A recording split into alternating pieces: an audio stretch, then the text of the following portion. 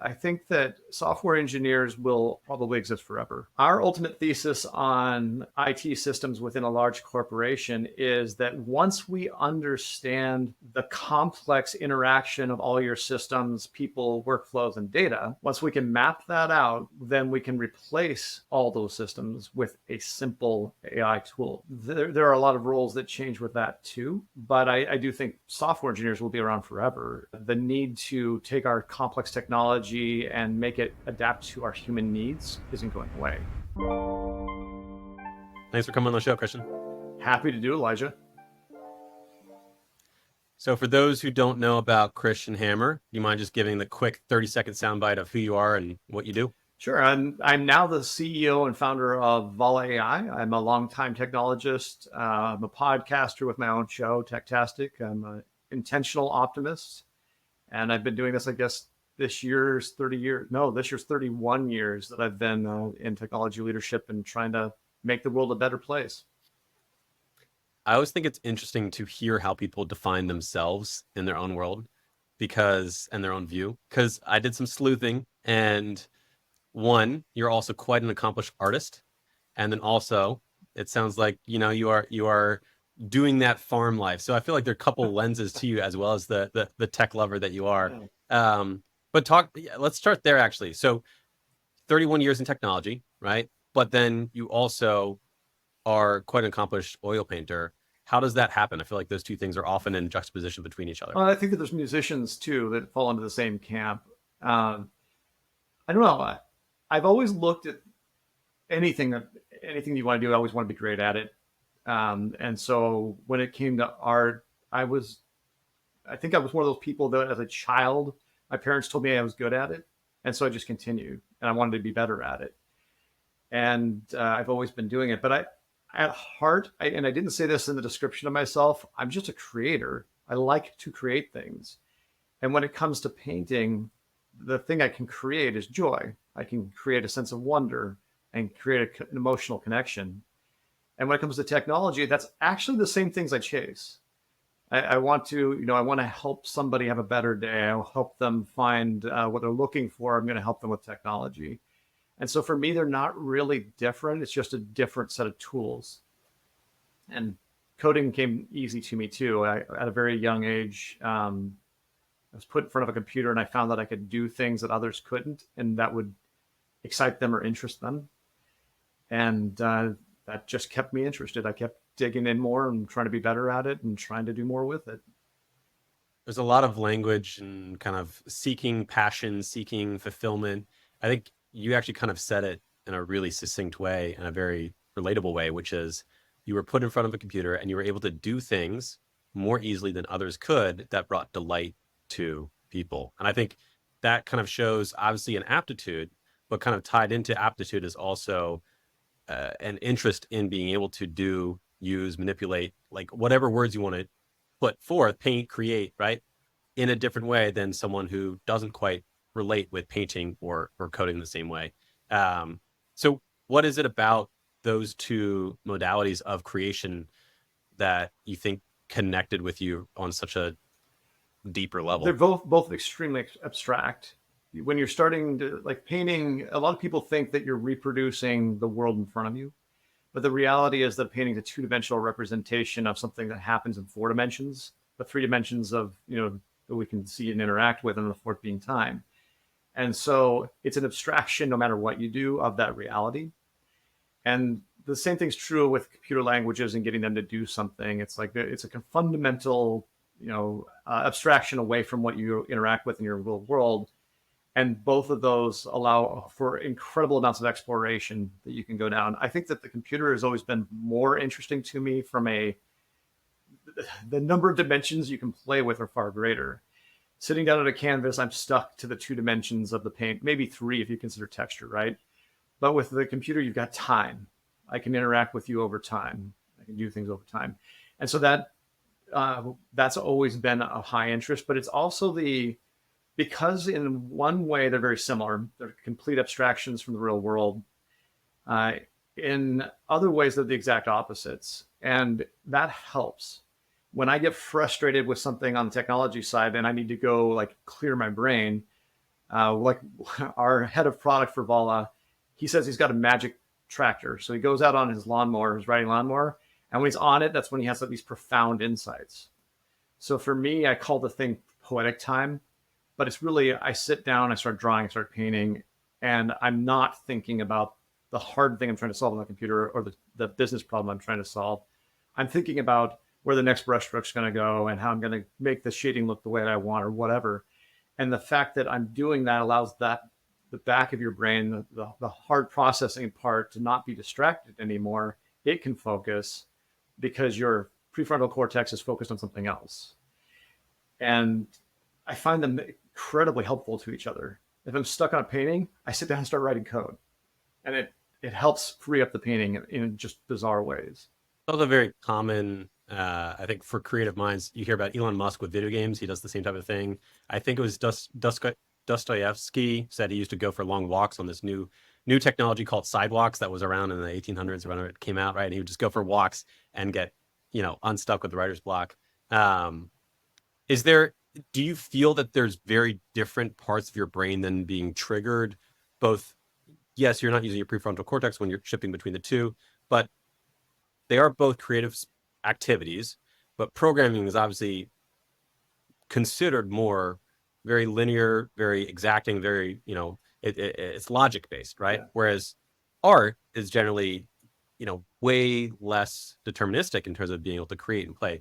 Or do you see them as actually two sides of the same thing? I think that's a misconception a lot of people have around the creation of art. And one of the things I collect is other people's process videos. I have tons of people that have, they recorded a session doing concept art for a studio down in San Francisco, Massive Black. And it was just guys sitting down and drawing and talking through what they did. I've got that video. And then there's, Sid Mead, who did Blade Runner and a bunch of other stuff. He did a series of videos on his process. I've got those videos. Like, I love that because there is actually a process to it. And what you've been trained on as an artist is how to leverage that. And to the point where it's almost muscle memory. I can just sit down and start doing it. So I do refine my process constantly. My process is kind of intentionally to destroy my own process. Because when you get comfortable with it, you get complacent and nothing new comes from it. And so for example, one of the things I recently realized is there's no texture in my paintings at all. They are perfectly rendered, but there's no texture to them because I've learned very, very well how to glaze and get the light the way I want it to act in a very specific set of ways. And one of my good friends, he can't do that, but his are extremely textural. And I was like, oh my God, I've got to figure out how to add that into my repertoire. It needs to be a skill set I have. And the same thing's true with building technology. Anytime there's something new that comes out, I want to know about it. I want to hear about it. I want to read about it. I'm going to go, watch videos on it, whatever. I want to understand it because I can add that to my toolbox. I can add that to the next time I'm trying to solve a hard business problem. I can add that to it. Now I'm a CEO now, and I've always blurred the line on being an entrepreneur and being a technologist. I got into technology as a business. I got into technology as a career because it allowed me to see that hard problem and come up with a solution for it. I could go build the solution to it.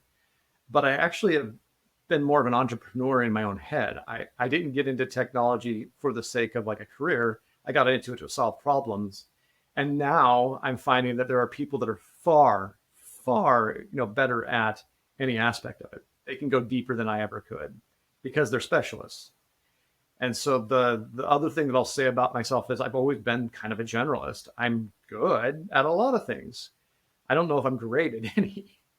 Yeah, I think that mindset of solving problems, technology is a tool through which you can use to solve a problem, but businesses are ultimately connecting all the pieces together to solve a problem for a particular person, and then also doing that in a sustainable way, a la I'm creating enough value to get cash so then I can reinvest the cash into creating more value. And you, in theory, get to this over unity where you're creating more value than the sum of all the parts. That's right.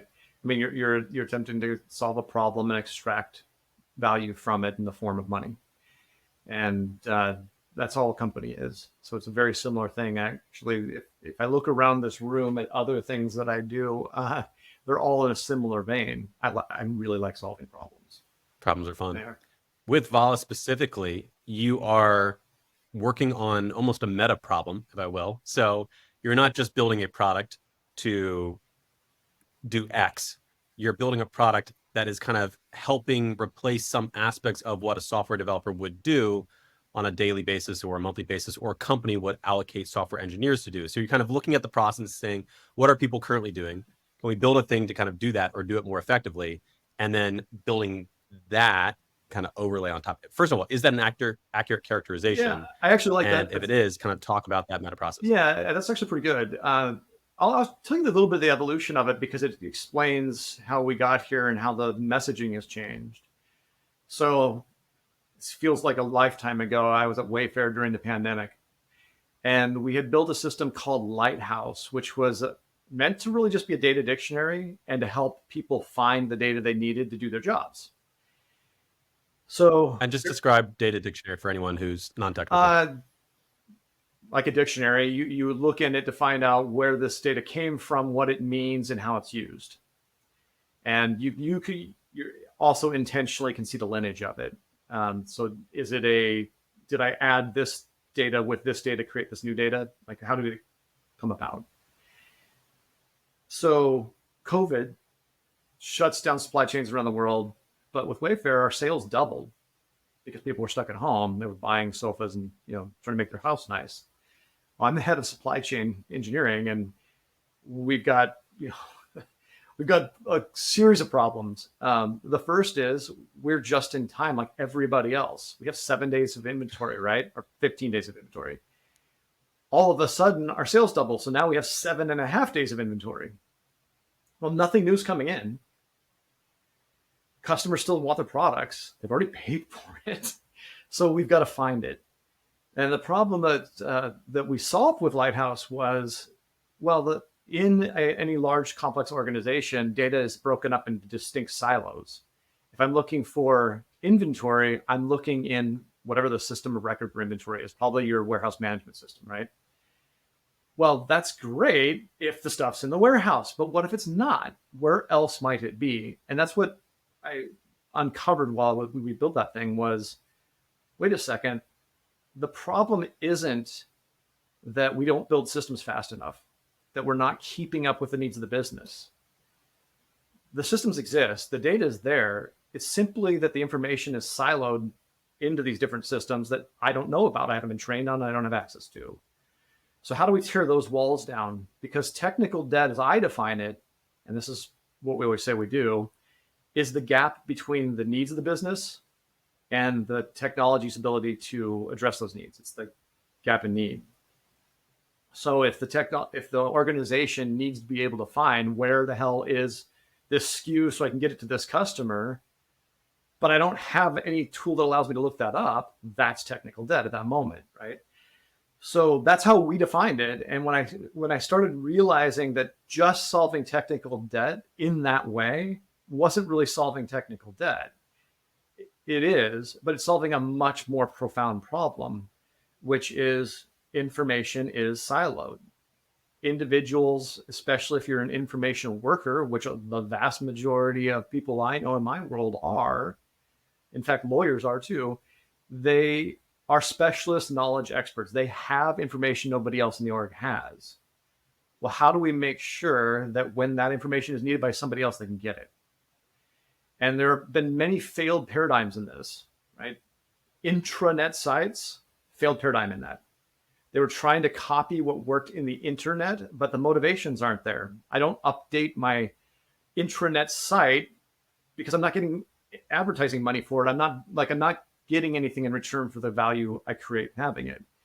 Then there's things. The incentives aren't aligned, so therefore the outcomes are completely different. Therefore, it doesn't work to solve that actual problem. Exactly. Because it's just misaligned. Yeah, and there are many permutations of it. Documentation is another field. There's lots of different ways we've tried to solve this problem in business. And so we looked at it and said, well, hold on.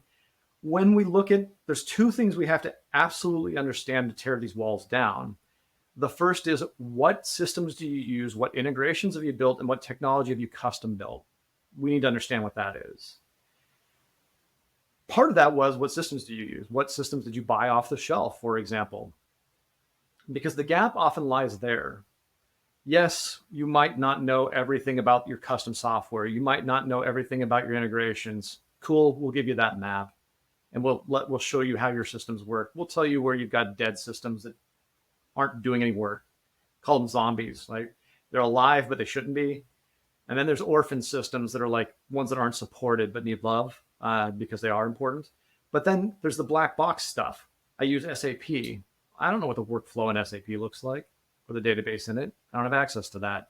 Well, we do. So we've built up the ability to interrogate both the black boxes, those off-the-shelf systems, as well as your own custom rolled stuff, and to ask intelligent questions about it. So tech debt, as you define it, is really the information gap between what a business needs and where the information is. And specifically, you said that you find the majority of those when it comes to third-party off-the-shelf systems within a company. Yeah. So the most often there's somebody in the organization that knows the custom integrations they built and the custom tools they built, though that's not uniformly true. When it comes to the systems that they buy, though, if they're using like SAP and they're doing an upgrade to 4HANA, they probably actually don't know the data structures within SAP. Very few people know like the API gateways themselves, et cetera. They're just not going to know the technology because they didn't build it. They don't have any experts on it. However, that knowledge is available. And what we've done is we've trained, well, and we're continuing to train because there are always new systems, but a model on how all these systems work, all their documentation, their data models, the difference in versions, and all of that. And it holds a comprehensive view of IT solutions, as well as it's also trained on best practices around like design patterns and stuff like that. So if you're moving towards a microservices model and you want to do some enforcement around that, it's also trained on all that. But it's basically, what does the world of IT generally look like? And then internal, we develop a model that also gets relatively frequently updated on what you have and what you do and how your business operates. And depending on the level of access they give us, it can be trained on as little as their code base, like give us access to Git and we'll know what you do and what you integrate with. But it can be up to every interaction they've had with a customer, like all those transcripts. It could be their logs, it could be their documentation, their intranet. And the more information we have, the more value we provide to them because the more information we can share back to them when they ask. If they give us everything, then we can, then we can give them everything. We can give them all the knowledge that's contained within their business. Do you have a, for instance, example of a client saying, okay, well, let's get this set up. I'm piping in my data. Maybe there are these 10 different systems that I currently have, and maybe we have them implemented well or poorly. And then what is that ultimate business ask that business would come in to Vala and say, hey, where is the data for X? Like, talk me through that actual scenario so to make it more concrete. The first use case is usually around my systems, and it's usually because of an acquisition. Because that's a profoundly painful moment where two companies have to become one, that marriage. And so there's an integration that's going to occur. And it takes months to years to figure out what you've got and then to build it all out. So I can't name clients because we're in a discovery phase with some of them and they don't want it publicly named. But in one particular instance, they realized that they had duplication of the same type of system repeatedly. So they last year acquired a great many companies, and they're all within logistics. And all of them had a warehouse management system associated with them. And they didn't know that one of the acquisitions actually had 3 different versions of WMSs throughout their network. And so when they were doing the integrations, they missed that. And so there was remote locations that the data wasn't feeding in through. And what our system was able to identify was, hey, there are these other locations out here that you're not getting visibility into. You didn't integrate them, and that's why your data is wrong. That's why your information about the business and how you're doing is wrong. With Wayfair, which I'll talk about, I mentioned it before, but it was the ability to find inventory that wasn't in the inventory system. To a human being, we would say, if we have control of it, and it's a SKU that we want to sell, then it should be in inventory. But that's not how the IT systems work. It's not in inventory until it's in a warehouse. It's been scanned into the WMS. But if it's in a container on the water, or it's a container on in a port or on a ship or on a truck, we should still be able to find it. And so during COVID, we were able to uncover that and find missing products so that we could actually fulfill orders. And it actually saved about $1.25 billion of potentially lost sales because we were able to find it. Those are some serious numbers. It's very interesting to see where these Gen AI applications are cropping up. And I think a lot of the use cases come into something that could be obviously very manual. You could have a human go and do it, but it's not this kind of predictive deterministic code that we have seen of the past, which is if this is true and this is true and that's false, then do X. It's more of this kind of amorphous, go out there, figure out what is out there, understand it, come back, and then help make a decision to move forward or give more information to a human so that the human can make a decision. Yeah. This is where we're kind of starting with generative AI. Do you see, obviously there is a replacement, right? There's always a replacement. New technology replaces old work and old jobs. But do you see this expanding into software development at some point? And do you think that the software developer is going to be, over the next 10 years eradicated as a job field? And now it's just going to be people that know how to work with or prompt Gen AI? So it's a kind of a tough question to answer in the way that you're thinking about it. I think that software engineers will probably exist forever, or at least as long as humans have technology in some form like a computer. I mean, the quantum computers coming next are going to require a whole nother type of programming. We're going to have to interface with it in a different way and think about it in a different way. This is just another transition phase. And the part about like programmers no longer existing, I think that there's a type of programming that's done today, a type of coding that's done today that goes away because it's replaced by, I wouldn't call it prompt engineering. I would say somebody like a product manager who very well understands the business needs and is pretty good at translating that into technical requirements is what a lot of programmers of today, a lot of the coders of today will be doing instead. They'll be much more like what we think of a product manager being today. However, our ultimate thesis on IT systems within a large corporation is that once we understand the complex interaction of all your systems, people, workflows, and data, once we can map that out, then we can replace all those systems with a simple AI tool. So the idea being that, well, I think I just described it. I don't need an ERP and WMS and LMS, all these other systems anymore. I don't need to integrate them anymore because I have all the data and the interactions and the workflows that go along with it captured in a vector graph. So that when somebody tries to accomplish something with it, I know exactly what needs to occur. And anything that would have been happening within those systems, I can also automate behind the scenes because it's just, data moving around. So there are a lot of roles that change with that too. But I do think software engineers will be around forever. The need to take our complex technology and make it adapt to our human needs isn't going away. It just changes. I don't write in Fortran, COBOL, or I don't sit down and write in assembly or anything like that anymore. We've moved towards higher level languages, and the promise for me was always, and I actually think it was Steve Jobs that said it when he was talking about Visual Basic when it came out. He said, "Finally, I can talk to a computer like I talk to people, and it understands me." It wasn't really true then.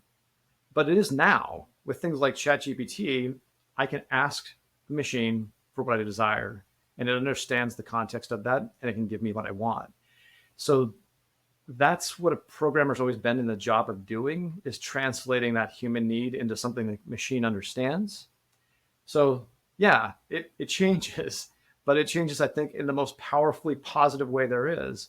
We've unlocked the promise of automation and given it to everybody. Everybody has the power to go do all the things that these wonderful pieces of technology have given us. We all have the ability to use it at its utmost potential. I said my origin story around programming was I was the one that had additional skills and could sit down and do stuff. And initially, my reaction to this modern Gen AI world was, oh no, what will I do now? All the value that I think I created in The the wizards world, are no longer I'm needed. no longer needed. Right? That's not true, though. I think I'm needed more now than I ever was. I think the framing that you said a little bit ago was extremely interesting, which is likely what we'll move towards, which is like as long as every piece of data and every business logic is connected into the vector space, and you're able to then have a single entry point, it'll be able to take any input and do any action, right? That would kind of be the holy grail. And if you just translate that into like non-techno babble, it's basically imagine you had a person within your company that was omniscient about everything in your company and omnipotent in the sense that it could go and take action in any aspect of your company. And you gave that person as an assistant to every single human within your organization. And that really is what we're kind of talking about Right. of feeding the beast, right? The more you feed in of APIs and endpoints and databases and data warehouses, and then like you said, you just speak to it, and you can literally speak to it, right? If you want to set up Whisper, you can literally speak to the software. So do you think that applications as we know them, right? Right now we're so used to having a computer screen, or a mobile phone with a screen, and in the screen, you click on things, whether with your finger or your mouse, and then you click on buttons and you input and type text. What do you think happens to the quote unquote application Yeah. of the future for interacting with technology? Yeah, actually, it's a great question, and it's one that I think that a lot of us are grasping for answers on. The the display interface keyboard mouse combo was useful in its time, and it was an adaptation of the typewriter before it, and it's not ideal. I don't think any human being wishes that they could be sitting down and typing all the time. Well, maybe that's not true. I do like sitting down and typing. I'm quite fast at it, but I think of this stage in technology that we've just come out of as a necessary stepping stone. But the one that we're moving into is where it's almost like living in the future, but it's what we've all hoped for. Even in the Star Trek series from the 70s, the humans talked to the machine because that's how we tend to share information with each other. And that's a much more natural interface. I see no reason why the tyranny of the terminal needs to continue. I don't need to be sitting at a keyboard with, a monitor and a mouse any longer. I can be walking out on forest trails if I wanted to, as long as I have something like my iPhone with me that I can talk to, and it can do, it can do the things I ask it to do. The technology is meant to be an enabler, not a like I said, a tool that I absolutely have to use. It's trying to solve a problem, and it's not perfect yet. I don't think this is perfect. ChatGPT and tools like that aren't perfect either, but they're heading in that direction rapidly. So I think we move away from the terminal finally. As a techno optimist, what's a piece of technology that you're most excited to see in the future at some point, right? And maybe it's 50 years down the road, but like, what is that future that you're excited about? There are a great many. I'm very intrigued by what we're able to do with genetic manipulation and like the molecular chemistry stuff that's moving towards like curing diseases, curing cancer, potentially even curing aging. That's there will be no bigger invention in human history than that. But there are so many. I'm fascinated with what's happening with robotics right now and what you're seeing with the ability of Boston Dynamics and some of those companies to interact in the real world safely and to fill some of those roles that people probably shouldn't be doing because they're dangerous or need to be 24/7 on. Really, because I live on an island, the promise of the like the EV tools and flying cars has always been interesting. Advanced manufacturing. One of the premises I put out a very long time ago was that the eventual move through e-commerce is towards custom and now. Amazon moved towards 3-day. There was always a joke that eventually they're going to move towards prior day shipping, like it shows up at your house and then you order it. Mm-hmm. Mm-hmm. But I do believe that custom and now is something that people desire today, and that's only possible with things like taking 3D printing way beyond where it is today, but into advanced manufacturing. So I don't know. There's a long list. I'm fascinated by our own potential. Yeah. Maybe 2 follow-up questions. So one would be for those who are deathly afraid of the robots are coming and messing with genetics will plague us all with disease and bad problems, and AI is going to take over the world and kill us. What's kind of a, not necessarily a rebuttal, but how could you help someone who's maybe a little bit more cautionary or worried about technology see other aspects of it? Yeah, I do think that you should be aware of the risks. There's no reason not to, but it's the same thing I would say about fire. Like, you need to know that if you're not careful with it, you're going to burn down your house. And if somebody wanted to be malicious, they could use fire to burn down the village. We've had fire for 30,000 plus years. Most people aren't burning down their house or burning down the village. The reality is humans are actually good, generally. There are bad actors, and good people can do bad things.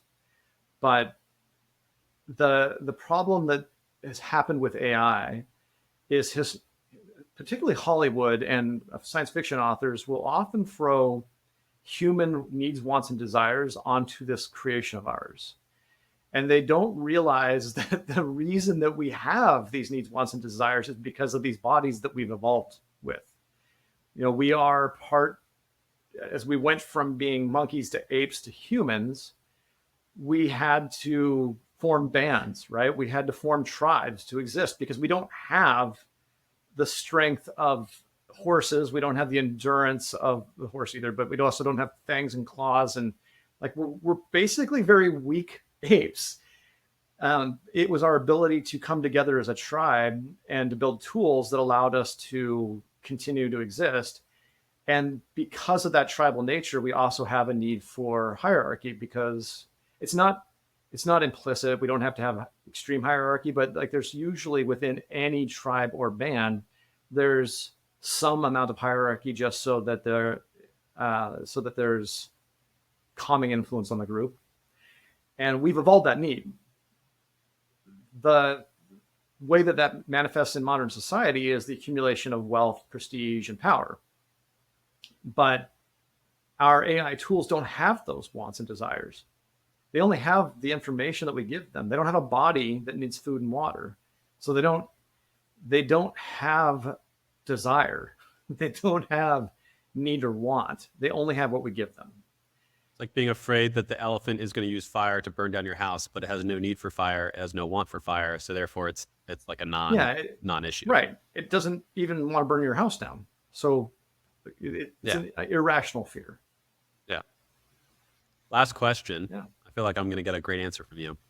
Any good sci-fi recommendations? I don't even know if you're into sci-fi, but I feel like if you are, you're going to have some good book recommendations. Yeah. So if you haven't read the Silo series, I guess it's now on Sci-Fi or something like that as a TV show. The books are phenomenal. When it comes to shows, God, I haven't watched that many TV shows recently, but I'm a big fan of Firefly. Classic Joss Whedon. Yeah, Farscape, which is also a classic. Those are two of my favorites of all time. And then there hasn't been a lot of the really good movies recently. And the problem that I keep running into is, although The Expanse and what was the one with on Mars where he was surviving on his own? The Martian. The Martian. That was such a good book and movie too. Yes. But that's been a while, right? The problem that we're running into now is it's actually very hard for a sci-fi writer to give a plausible futuristic that we are not already almost on top of. Although actually the 2 Dune movies that have come out recently, Dune books, all of them, even the ones that Sun wrote, amazing. Some of my favorite books of all time. but the two movies, and especially the second one, visually stunning, amazing job with it. It's incredible. Good recommendations. Christian, thank you so much for coming on the show. If people want to connect with you, look more into your work, into Vala, into your art, where should they go to find you? Wow, there's a lot of options on that. So the first one I'd recommend is christianhammer.io, which is press, my writing blog, all that's kind of there. Then there's also c-hammer.com, where I have a lot of my paintings and sketchbook. Vala-ai.com is the company. I'm easy to find on LinkedIn. Christian Hammer. I think I'm C Hammer 1. I might be C Hammer just alone. And then the one I will always recommend is Techtastic. Anywhere you can find podcasts. We're an unapologetically optimistic view of technology and its impact on society. Subscribe to his show to improve your attitude towards our future techno world. Christian, thank you so much. This has been a pleasure, and looking forward to talking more. Elijah, absolute pleasure being on the show, man. Thank you so much for having me.